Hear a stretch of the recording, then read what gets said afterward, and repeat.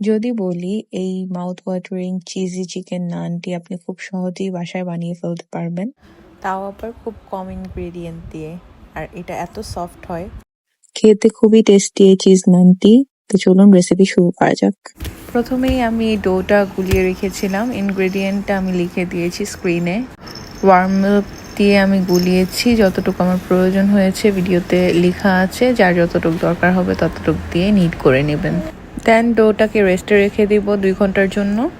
দেন আমি আমার স্টাফিংয়ের জন্য এখানে একটু চিকেন জিঞ্জার গার্লিক পেস্ট দিয়ে আর লবণ দিয়ে বয়েল করে রেখেছিলাম, ওইটাকে শ্রেড করে এখন আমি একটা প্যানে নিয়ে নিয়েছি। এর মধ্যে পেঁয়াজ, কাঁচামরিচ, অয়েল, লবণ, দেন একটু ধনিয়ার গুঁড়া, জিরার গুঁড়া, আর হচ্ছে একটু মরিচের গুঁড়া, দেন একটু গরম মশলার গুঁড়া দিয়ে সয়া সস দিয়ে দিলাম।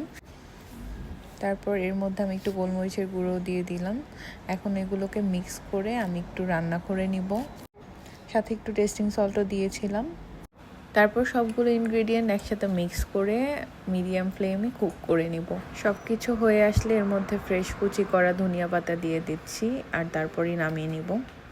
এর মধ্যে স্টাফিংটাও ঠান্ডা হতে রেখে দিব। আর আমার যে রেস্টে রেখেছিলাম ডোটা, ওইটাও 2 ঘন্টা পর দেখলাম ভালোই ফুলে গিয়েছে। ডোটাকে আবার নিট করে নিব সুন্দর করে।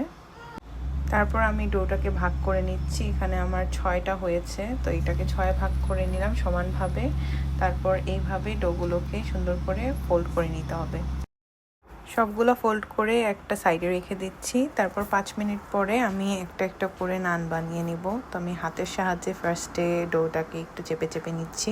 তারপর এটাকে একটু মিডিয়াম সাইজ করার পরে এর মধ্যে আমি স্টাফিং দিয়ে দিব চিকেনের। তারপর এর মধ্যে কিছু গ্রেট করা মজরেলা চিজও দিয়ে দিলাম, দিয়ে এটাকে একসাথে ফোল্ড করে নিব সুন্দর করে। আর ট্রাই করবেন একটু স্টাফিং বেশি দেওয়ার জন্য, তাহলে নানটা খেতে মজা হবে। তারপর এটাকে আমি একটু হালকা হাতে বেলে নিব, খুব বেশি বড় করব না, কারণ এটা বেশি বড় করলে যেহেতু বেশি স্টাফিং দেওয়া এটাতে, এটা ফেটে যেতে পারে, তাই মানে একটু সাবধানেই বেলে নিব।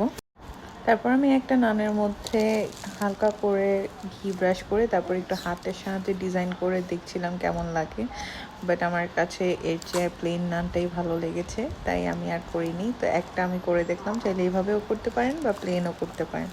তারপর আমি এটা যেহেতু আজকে এয়ার ফ্রায়ারে করব, তার জন্য আমি এই নানটার উপরে একটু ডিম দিয়ে ব্রাশ করে দিচ্ছি, যাতে এটা একটু দেখতে সুন্দর কালারের হয়।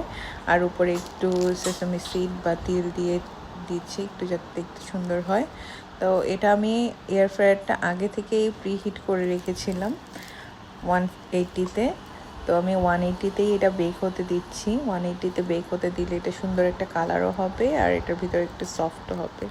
তো এই তো আমাদের চিজ নান রেডি। একটা খুলে দেখাচ্ছি যে ভিতরে কি পরিমাণে চিজি আর স্টাফিং দেওয়া আর কতটা সফট হয়েছে, ধরতে ধরতেই ভেঙে যাচ্ছে। এটা এত পরিমাণে সফট, পুরো তুলোর মতো সফট হয়েছে এটা। সবাই একবার হলেও এই রেসিপিটি বানিয়ে খাবেন বাসায়, ট্রাই করে দেখতে পারেন, খুবই ভালো লাগবে। আজকের মতো এই পর্যন্তই, দেখা হবে নেক্সট ভিডিওতে। Bye bye.